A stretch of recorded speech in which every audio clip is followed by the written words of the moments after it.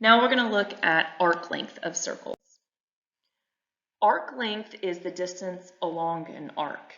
It is part of the circumference. So depending on what website you're looking at, what book you're using, there are different versions of the arc length formula, but we're going to use it since we know it's part of the circle. We're going to use a proportion to figure out arc length. We did proportions a lot when doing trigonometry, so kind of makes sense just to keep flowing with that idea. So the arc length formula that we're going to use is m over 360 equals L over C. M is going to represent the degree measure of the arc that you're trying to find the length of. 360 because that represents the entire degree measure of a circle. L is going to be your arc length. And because it's part of the whole circumference, that's why we're doing L over 360. So again, we did proportions a lot when we were doing similarity. We did proportions when we were doing trigonometry. So we'll keep flowing with the idea of setting up a proportion. Proportions are when you're looking at part of something. And since arc length is part of the circumference, it makes sense to go ahead and use a proportion. So we are looking for the indicated arc length, and we're going to round to the nearest tenth. So I can show you how to do it in exact form, and then like when we were doing circumference and when we were doing area, we also rounded it. Usually it's going to be rounded so that you get an idea of the actual length. So for this example, we know that EB is 15 centimeters. If you want, you can go ahead and write that on there. We know that AC is a diameter and BD is a diameter. So what that means is that EB is the radius. And we're looking for the arc length of CD. So right here. So in order to find the arc length of CD, we need to know the angle measure of that central angle CED. So we have the angle BEC is 68 degrees, and since BEC and CED form a linear pair, to find the measure of CED, we're going to do 180 minus 68, which is going to give us 112. So, all right, so to find the actual arc length, we're going to set up the proportion. So the degree measure of arc CD is 112 because it's the same as a central angle. And that's out of the entire circle, which is 360 degrees. We don't know the arc length, so I'm going to use an L. But we do know, or we can find, the entire circumference. So remember from a few days ago, circumference is 2 pi r or pi d. If our radius is 15, that makes our diameter 30. So our circumference would be 30 pi. So I'm going to put 30 pi in the denominator. So again, the degree measure over the entire thing, which is 360, the arc length over the entire circumference, which is 30 pi. So now once we get that set up, we're going to cross multiply. So I'm going to do 360 times L, which is just 360L, and then 112 times 30 pi. So 112 times 30 is nope, I did that wrong. 112 times 30 is 3,360. I'm just going to leave the pi on. I'm going to wait to get a decimal until the very last step. So now to solve for L, I'm going to divide both sides by 360.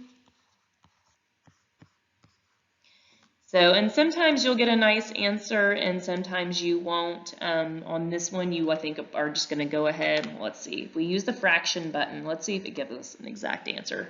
Really just it kind of depends on the numbers. So in exact form, it will tell you 28 pi over 3.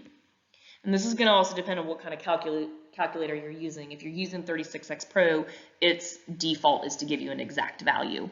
If you're using Desmos, you're probably going to just go ahead and get the decimal. So if we change that to a decimal, it is 29.3 centimeters. And if you're talking about length, that probably makes more sense than 28 pi over 3. So the actual arc length of arc CD is 29.3 centimeters.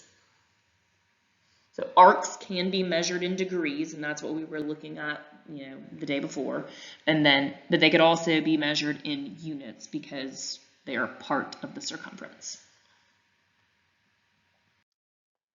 All right, example 2, we are looking for the length of NMP. So let's look at where NMP is. NMP. All right, that's almost that entire thing, but it's excluding NP. So we need to find the degree measure of NMP first. So we can do it a couple different ways. It's really your preference. If MQ is 162 degrees, then angle MRQ is 162 degrees. And because of linear pairs, NRM would be 180 minus 162, which is 18. And because of vertical angles, PRQ would be 18 degrees. Likewise, NRP, because of vertical angles, would be 162 degrees. So the degree measure of NMP is either 18 plus 162 plus 18, or you can do 360 minus 162. It's completely up to you, however you want to do it, but that is going to give us 198 degrees. And that is out of the entire 360 degrees. We do not know the arc length, but we can figure out the entire circumference because we're told that NR, which is a radius, is 8 feet. And if the radius is 8, that makes the diameter 16, which makes the circumference 16 pi. So we have our setup. Now we're ready to cross multiply. 360 times L is 360L. And then 198 times 16 is 3,168. And then don't forget to put the pi on the end. And we're going to divide by 360. And that is going to give us our arc length. So 3,168 pi over 360. If you're using a 36X Pro, you're probably going to get the exact value, which is 44 pi over 5, but rounded, that would be 27.6, and this is in feet. So the degree measure of arc NMP is 198 degrees, but the actual length, if you could straighten it and measure it, would be 27.6 feet. All right, another example, we are told VS, which is the diameter, is 12. So if the diameter is 12, that makes the circumference 12 pi. So we know we're going to have something over 360 equals, we're looking for the arc length over 12 pi. We are calculating the length of arc UT. So UT is this little guy right here. So we need to find its degree measure. So I've got to put the puzzle pieces together here. So we know that angle SWT is 90 degrees, which means arc ST is 90 degrees. We know that angle VWR is 127 degrees, which makes arc VR 127 degrees. Because of a linear pair, we can find RS 180 minus 127 is going to give us 53, which that makes the central angle 53 degrees, vertical angles are congruent, and then its arc would be 53 degrees. And so now if we wanted to find UT, we could do 180 minus 53 minus 90. You could do 90 minus 53. It's kind of however you can do it. 360 minus 90 minus 53 minus 127 minus 53. There's a lot of different ways you can find it. I think the fastest is to do 90 minus 53, which gives us 37 degrees. So that is the degree measure we're working with. So it is 37 degrees over the entire thing, which is 360 degrees, and then we're looking for the arc length out of the entire circumference, which is 12 pi. So now we cross multiply. 360 times L is 360L. 37 times 12 is 444 pi. Divide both sides by 360. And we are going to get an exact form is 37 pi over 30, but as an approximation, 3.9, and this is meters.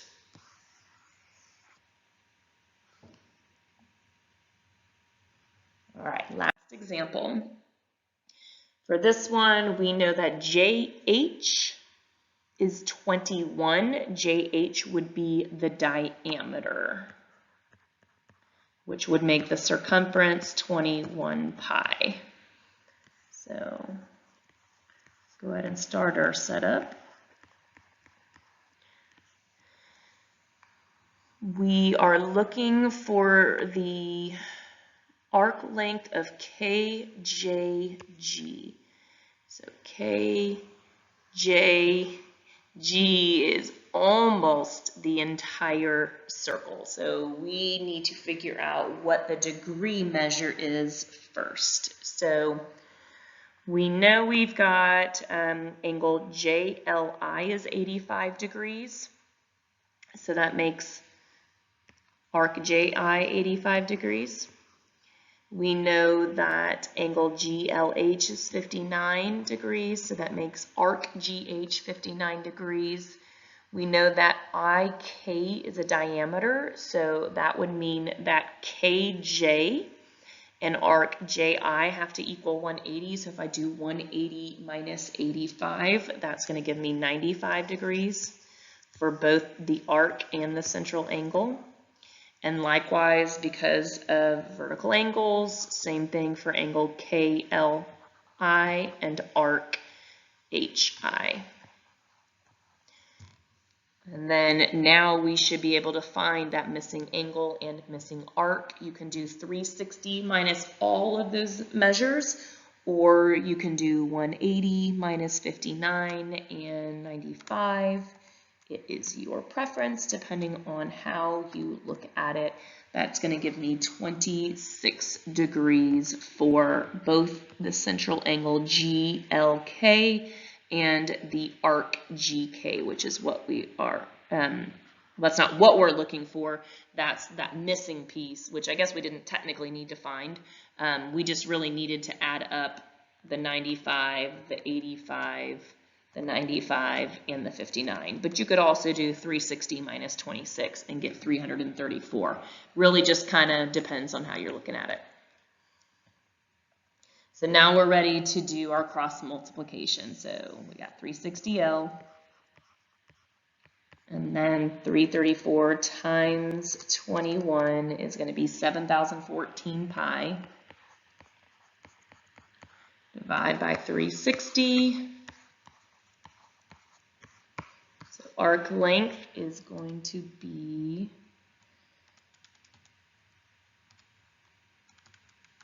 in exact form 1,169 pi over 60 as a decimal, approximately 61.2, and this is in inches.